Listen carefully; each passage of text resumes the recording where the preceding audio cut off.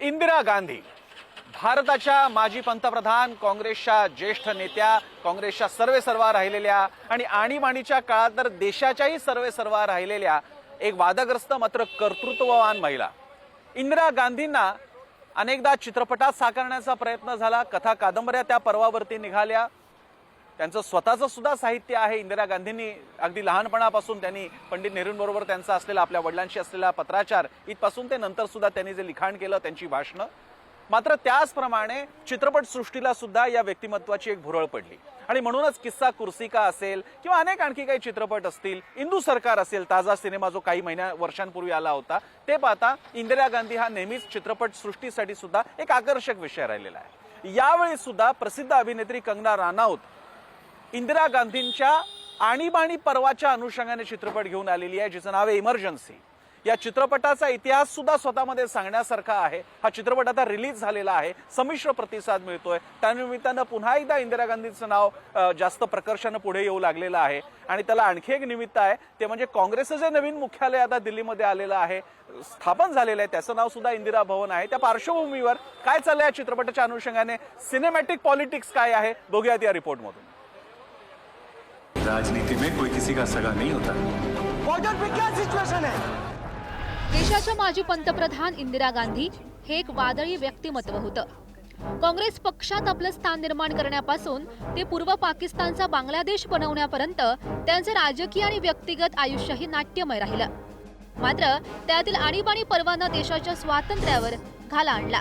राजकीय पक्षांची, कार्यकर्त्यांची गळचेपी केली. न्यायव्यवस्थेला दुर्बळ करण्यात आलं. एका पक्षाचीच नव्हे तर एका व्यक्तीची हुकुमशाही व्यवस्था अस्तित्वात आली.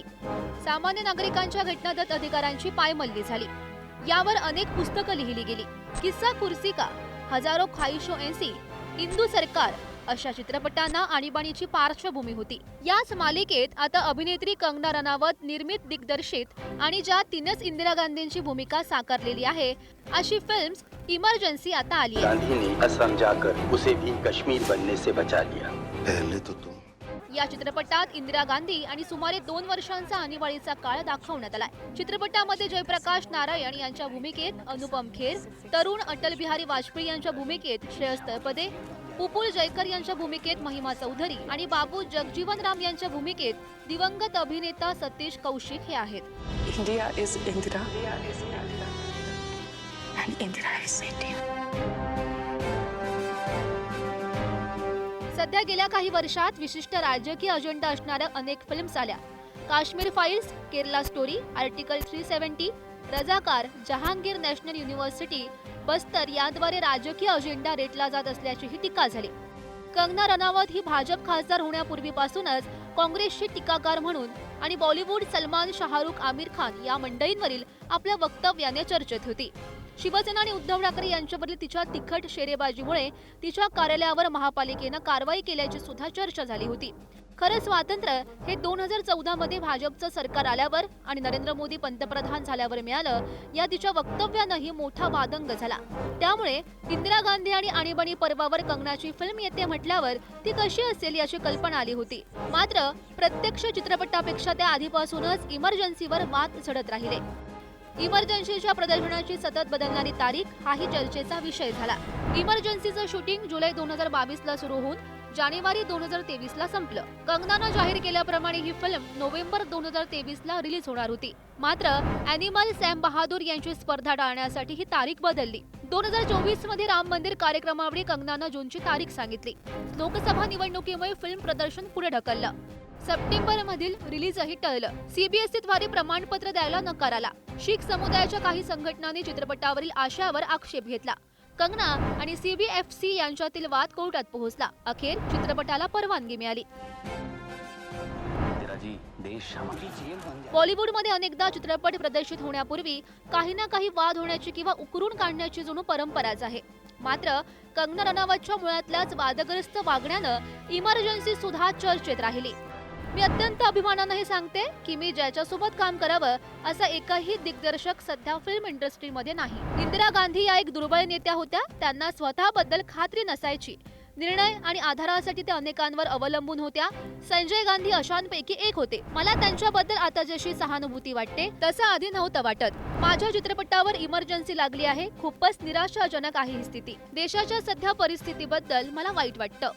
मी ही फिल्म प्रामाणिकपणे बनवली आहे. CBFC यावर आक्षेप घेऊ शकत नाही. इंदिरा गांधी घरातच वारल्या असं मी दाखवू शकत नाही. मी प्रसंगी कोर्टात जाईन, मात्र ही फिल्म मी कोणत्याही काटछाटी विना दाखवणारच.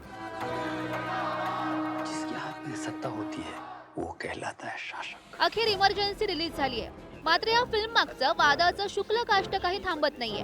पंजाबमध्ये या फिल्मवर बंदीची मागणी होते. अनेक शीख संघटनांनी या चित्रपटात शीख समुदायाचं चुकीचं चित्रण केल्याचा दावा केला. दुसरीकडे चित्रपट समीक्षकांमध्ये फिल्मवरून 2 मतप्रवाह आहेत. कंगनानं इंदिरा गांधी चांगल्या प्रकारे साकारल्या असल्या तरी चित्रपटात आणीबाणी इंदिरा गांधींचं व्यक्तिमत्व आणि त्यांचे विचार यांचं अपुरं चित्रण झाल्याची टीका होते. कंगना रनावत हिच्या मणिकर्णिकानंतर हा दुसरा दिग्दर्शकीय प्रयत्न आहे. आता खासदार झाल्यानंतर कंगना ही स्वतःच राजकारणी बनली आहे. इंदिरा गांधींच्या राजकारणावरील चित्रपटानंतर कंगनाला ती पाहत असलेल्या राजकारणावर वेगळा चित्रपट काढेल का हे पाहणं उत्सुक्याचं ठरेल. इंडियानामा रिपोर्ट, पुढारी न्यूज. भारतीय चित्रपट सृष्टीमध्ये चित्रपट हा मेसेजिंगचा, एक संदेश देण्याचा अतिशय ताकदवान माध्यम मानलं जातं आणि म्हणूनच स्वातंत्र्याच्या आधीपासून आणि नंतर सुद्धा चित्रपट माध्यमाचा मोठ्या दिग्दर्शकांनी, लेखकांनी, अगदी राजकारण्यांनी सुद्धा महत्त्वाचा असा उपयोग केलेला आणि वापर करून घेतलेला आहे स्वतःच्या उद्दिष्टांसाठी. चळवळीने सुद्धा केलेला आहे. अनेक अभिनेते तर स्वतःहून राजकीय पक्षांचे कार्यकर्ते, पदाधिकारी होते. या पार्श्वभूमीवर चित्रपट आणि पॉलिटिक्स, राजकारण यांचं नातेसंबंध कसे असतात आणि खास करून कंगना राणावतच्या या इमर्जन्सी चित्रपटाचं काय स्वतःचं राजकारण आहे आजच्या काळामध्ये उलगडून सांगण्यासाठी आपल्यासोबत आहेत सिने अभ्यासक अमोल उदगीरकर. अमोल, स्वागत आहे तुमचं इंडियानामामध्ये. आम्हाला समजावून सांगा कंगना राणावतची इमर्जन्सी ही फिल्म आणि त्याच्या भोवतीचं राजकारण. आतापर्यंत आपल्याला असं लक्षात आलं की हे जे प्रोपोगंडा सिनेमे येतात त्यांच्यामध्ये काँग्रेस कशी खलनायक आहे किंवा गांधी नेहरू घराणं कसं देशासाठी वाईट आहे असा एक सटल संदेश देणारे सिनेमे सातत्याने येत आहेत.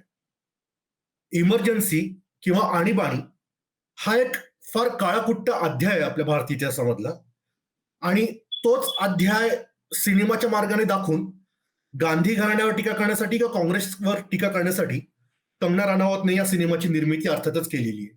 हे फारच उघड आहे. म्हणजे हा सिनेमा करण्यामागे फक्त आर्थिक हेतू नाही आहेत तर त्याच्यामागे राजकीय हेतू पण आहेत. आणि कंगना राणावत ही स्वतः भाजपची खासदार आहे. तर ह्याच्यामागे असं एक जितकं अर्थकारण या सिनेमामागे तितकंच एक राजकारण आहे. पण आपल्याला असं लक्षात येईल की भाजपने ज्या पहिले प्रोपोगंडा सिनेमांना जसा सपोर्ट केला होता, जसं की भाजपची पूर्ण यंत्रणा तो सिनेमा हिट करण्यासाठी ऑन फील्ड उतरली होती किंवा पंतप्रधानांनी स्वतः ट्विट केलं होतं की तुम्ही अमुक तमुक सिनेमे बघा म्हणून, तसं इमर्जन्सीच्या बाबतीत होताना आपल्याला दिसत नाही. ह्याचं सगळ्यात महत्वाचं कारण म्हणजे ह्या सिनेमामध्ये शीख समुदायाबद्दल काही आक्षेपार्ह विधान आहेत असं बोललं जात होतं. या सिनेमाला सेन्सॉरनं बरेच कट्स पण अर्थातच सुचवलेले आहेत. आणि आता मुख्य म्हणजे दिल्ली विधानसभा तोंडावर आहे जिथं बऱ्यापैकी शीख मतदान आहे आणि काही वर्षांनी, 1-2 वर्षांनी मला वाटतं की पंजाबचं पण इलेक्शन आहे. तर कंगनाच्या सिनेमाचा आपल्याला फटका बसू शकतो असा भाजपचा हिशोब असावा. कारण खरं तर हा सिनेमा हरियाणा निवडणुकीच्या आधी रिलीज होणार होता. पण भाजपच्या धोरणींना कदाचित हे लक्षात आलं या सिनेमाचा फटका आपल्याला निवडणुकीत बसू शकतो म्हणून त्यांनी हा सिनेमा आधी रिलीज होऊ दिला नाही आणि त्यात अडथळे आणले आणि आता हा सिनेमा रिलीज होतोय. तर जेव्हा हा सिनेमा येतोय तेव्हा सिनेमामध्ये अशी अनेक राजकीय, आर्थिक, सामाजिक कारण आहेत. हा फक्त सिनेमा म्हणजे फक्त मनोरंजनासाठी बनवलेला सिनेमा एवढाच असा त्याचा हेतू नाहीये इमर्जन्सीचा. त्याच्या मागे हे असे अनेक राजकीय अंडर करंट्स आहेत जे मला वाटतं या सिनेमाच्या निमित्ताने ऐरणीवर येतील आणि आणीबाणीवर आणि पर्यायाने त्यातल्या इंदिरा गांधींच्या भूमिकेवर पुन्हा एका मोठ्या प्रमाणात चर्चा चालू होतील असा माझा अंदाज. तर हा होता या आठवड्याचा इंडियानामा.